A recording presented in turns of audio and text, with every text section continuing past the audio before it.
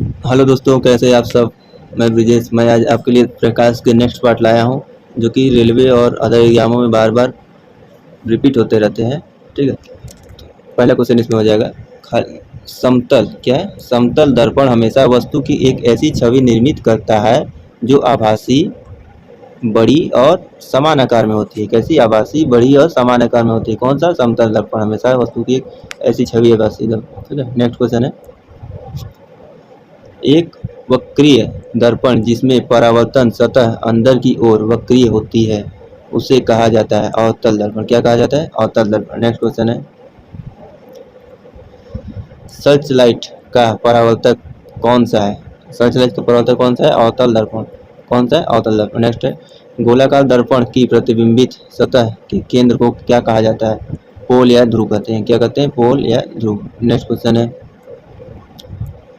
यदि आप एक दर्पण में देखते हैं और पाते हैं कि छवि, आपका परावर्तन आपसे छोटा है तो दर्पण का प्रकार है उत्तल दर्पण। क्या है दर्पण का? उत्तल दर्पण। नेक्स्ट क्वेश्चन है।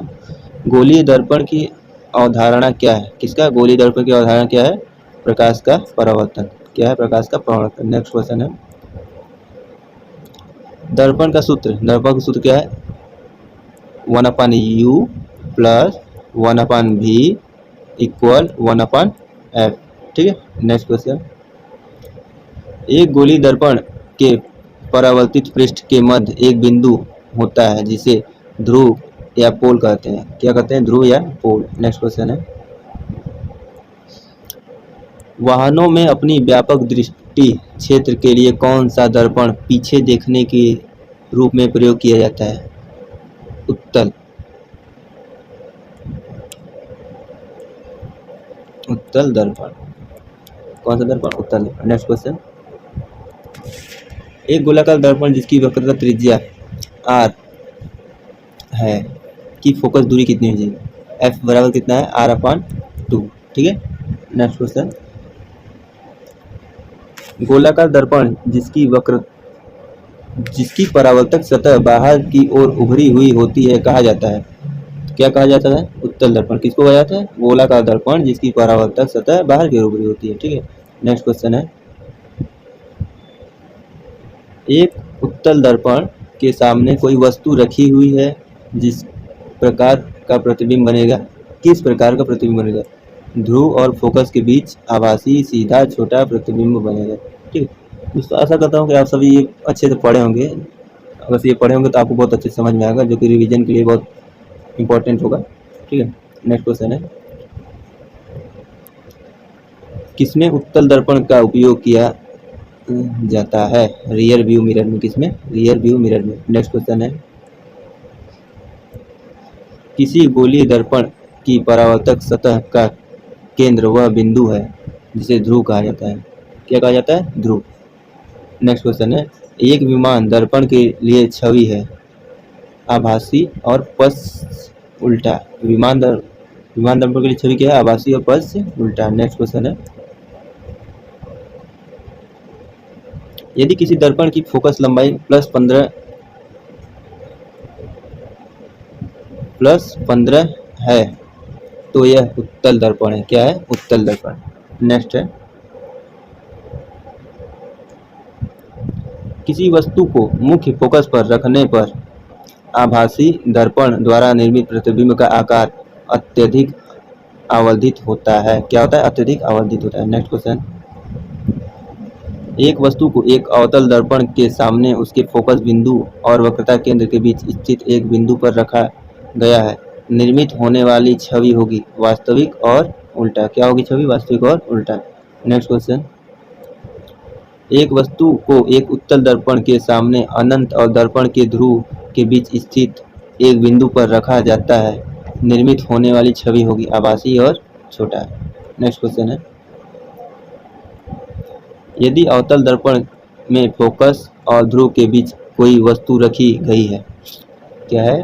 अवतल दर्पण में फोकस और ध्रुव के बीच कोई वस्तु रखी गई है तो निर्मित प्रतिबिंब का आकार क्या होगा? क्या होगा? आभासी। नेक्स्ट क्वेश्चन है।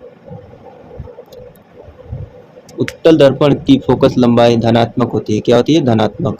Next question. जब किसी वस्तु को एक अवतल दर्पण के सामने अनंत पर रखा जाता है, कहाँ पर? अवतल दर्पण के सामने अनंत पर रखा जाता है, तो उसका प्रतिबिंब निर्मित होता है फोकस पर। कहाँ प्रतिबिंब निर्मित होता है? फोकस पर। ठीक है, नेक्स्ट है, जब एक वस्तु को अवतल दर्पण के वक्रता केंद्र से बाहर रखा जाता है तो छवि निर्मित होता है फोकस और सी पे। ठीक है, कहाँ? सी के बीच, फोकस और सी के बीच में होता है। आशा करता हूँ आप लोग ये सब पढ़े होंगे प्रकाश के बारे में, तो आपको बहुत अच्छे समझ में आ रहा होगा। ठीक है, नेक्स्ट क्वेश्चन है,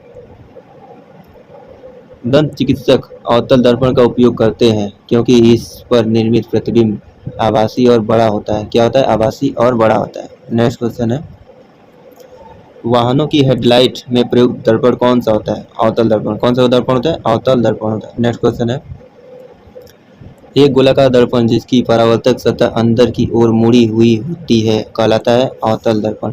क्या कहलाता है? अवतल दर्पण। नेक्स्ट क्वेश्चन है, एक अवतल दर्पण के वक्रता केंद्र पर एक वस्तु रखी गई है, इसका प्रतिबिंब कहाँ बनेगा? वक्रता केंद्र पर बनेगा। कहाँ बनेगा? वक्रता केंद्र पर बनेगा। नेक्स्ट क्वेश्चन है, किसमें अवतल दर्पण का प्रयोग नहीं होता है?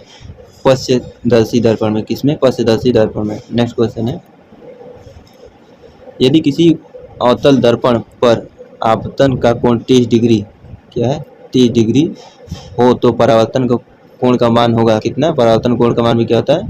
30 डिग्री होता है। ठीक है, नेक्स्ट है, उत्तल दर्पण को एक अपसारी दर्पण भी कहा जाता है। क्या कहते हैं? अपसारी दर्पण भी कहते हैं। नेक्स्ट क्वेश्चन, यदि एक अवतल दर्पण की वक्रता त्रिज्या r जो है 6.2 सेंटीमीटर है तो इसकी फोकस लंबाई होगी कितनी? होगी 3.1। फोकस बराबर r/2 होती है। ठीक है, तो ये 6.2/2 6 कितना हो जाएगा? 3.1 हो जाएगा। नेक्स्ट क्वेश्चन है, जब किसी वस्तु को C और F के बीच रखा जाता है तो अवतल दर्पण में आकृति कहाँ बनेगी? C के बाद बनेगी। कहाँ बनेगी? C के बाद बनेगी। नेक्स्ट क्वेश्चन, किसी वस्तु को मुख्य फोकस पर रखने पर अभिसारी दर्पण द्वारा निर्मित प्रतिबिंब का आकार अत्यधिक आवर्धित होता है। क्या होता है? अत्यधिक आवर्धित होता है। नेक्स्ट क्वेश्चन है,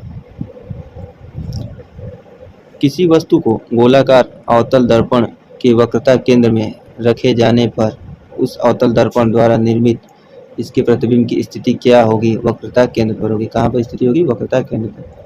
नेक्स्ट क्वेश्चन, एक वस्तु को अवतल दर्पण के सामने उसके वक्रता केंद्र और फोकस बिंदु के बीच स्थित एक बिंदु पर रखा गया है, छवि का निर्माण कहाँ पर होगा? वक्रता केंद्र से परे किसी बिंदु पर। छवि का निर्माण कहाँ पर होगा? वक्रता केंद्र से परे किसी बिंदु पर। नेक्स्ट क्वेश्चन, यदि किसी वस्तु को अवतल दर्पण के वक्रता केंद्र पर रखा जाता है तो इसका प्रतिबिंब कैसा बनेगा? वास्तविक और समान आकार का। कैसा प्रतिबिंब बनेगा? वास्तविक और समान आकार का। नेक्स्ट क्वेश्चन है, किसी गोलाकार दर्पण की परावर्तक सतह के व्यास को क्या कहते हैं? व्यास को क्या कहते हैं? छेद कहते हैं। नेक्स्ट क्वेश्चन,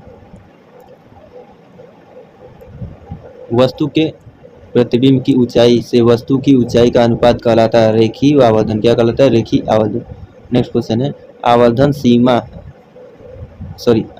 शीशा होता है उत्तल लेंस। कैसा होता है आवर्धन शीशा? उत्तल लेंस होता है। नेक्स्ट है,